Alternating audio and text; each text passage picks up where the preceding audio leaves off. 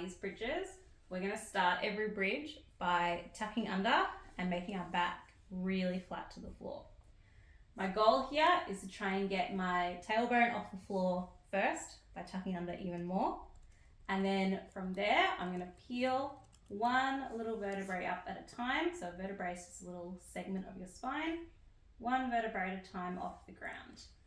It might be really difficult to get that peeling, but it will get better with practice. When we're at the top is when we are straight lined from our knees through our hips to our shoulders.